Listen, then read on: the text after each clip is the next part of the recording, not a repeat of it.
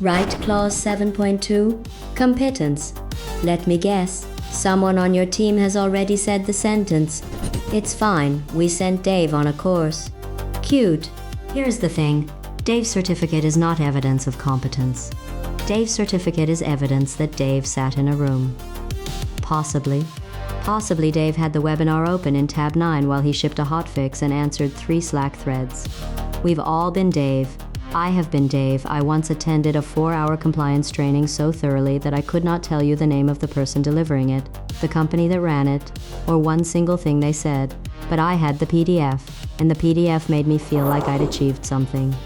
Attendance is not competence. That's the whole video, but stay with me because the standard is more specific than people think, and the specifics are where the audit goes sideways. So what does 7.2 actually say? It sits in clause 7, support. That's the resourcing chapter. 7.1 is resources, 7.3 is awareness, 7.4 is communication, 7.5 is documented information. Competence lives at 7.2, right between having the resources and everyone being vaguely aware, and it has 4 moving parts. 1. You shall determine the necessary competence of persons doing work under your control that affects information security performance. 2. You shall ensure those people are competent on the basis of appropriate education, training, or experience. 3. Where applicable, you shall take actions to acquire the necessary competence and evaluate the effectiveness of those actions. 4. You shall retain appropriate documented information as evidence of competence. 4 parts. Most teams do about 1.5 of them and then act surprised. Let's take them in order, because the order matters. Determine. Before you can train anyone, you have to have decided what competent even means for that role. Not security awareness, not a vibe. What does this specific person need to be able to actually do? Take a small software company, 12 people, a product, some customers who've started sending security questionnaires. Who does work that affects information security performance? The person who grants and revokes access, the person who reviews the pull requests, the person who picks up the phone when a customer reports something weird, the person who handles the backups. The founder who signs the contracts and therefore keeps promising things to customers. That's not everyone does a phishing module. That's 4 or 5 distinct competence definitions written down per role. And here's the bit people miss. Persons doing work under your control includes contractors. It includes your part-time ops guy. It includes the agency. If they affect your information security performance, they're in scope, and their competence is your problem. Sound familiar? No? Good. That's why we're here. Now, ensure education, training, or experience. Note the or. This is the part that's more generous than founders expect. You do not need a certificate for everything. If your lead engineer has spent 8 years building authentication systems, that's experience, and experience counts. It counts if you can show it.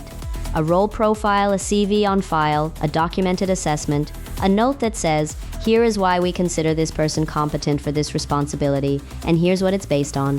What doesn't count is the thing in your head. You know Dave's good. You've worked with Dave for 6 years. Dave is excellent. The auditor has never met Dave. Your confidence in Dave is not a record. 3. Actions and effectiveness. Where you find a gap, you close it, and then, this is the clause everyone sprints past. You evaluate whether the closing worked. Did the action acquire the competence? Not did it happen, did it work? And that word evaluate is the whole contrarian point of this video. Because a course is an action. A certificate is proof the action occurred. Neither one is an evaluation of effectiveness. If your entire competence program is buy training, receive PDF, file PDF, you have documented your spending, you have not documented competence. What does evaluation look like? Small stuff. Genuinely small. A short assessment after the training with a pass mark you set in advance. A supervised first run of the task. A phishing simulation result that actually changed. A quarter of ticket handling reviewed against what good looks like. A conversation written down where the person explains the thing back to you. That last one costs 11 minutes and is worth more than most courses I have paid for, including several I paid for personally, which is its own kind of distressing. 4. Retain documented information as evidence. Retain. Not be able to reconstruct in a panic the week before stage 2. Evidence, not vibes. And your evidence is boring. That's fine. Boring survives audits, a competence matrix, role, required competence, basis, gap, action, evaluation, date. That's a spreadsheet. Certificates, sure, keep them, but keep them next to the evaluation because on their own they're just wallpaper, onboarding records, role descriptions with security responsibilities actually in them, notes from the 11-minute conversation. Look, I'll give you the honest version. Most competence records I've seen exist to make the folder look full. They're written for the auditor, not for the team, and the tell is simple. If a person left tomorrow, would that file tell you what their replacement needs to be able to do? If not, it's not a competence record. It's a receipt. One last thing. Competence is not awareness. 7.3. Awareness is everyone knowing the policy exists, knowing their contribution, knowing what happens if they ignore it. That's the whole company layer. Competence is deeper and narrower. It's targeted at the people whose hands are actually on the thing.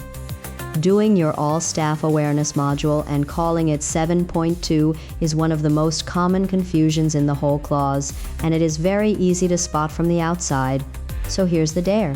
Open a blank sheet. Pick the one person whose mistake would hurt you most. Write down what competent looks like for that role in plain English in 5 bullets.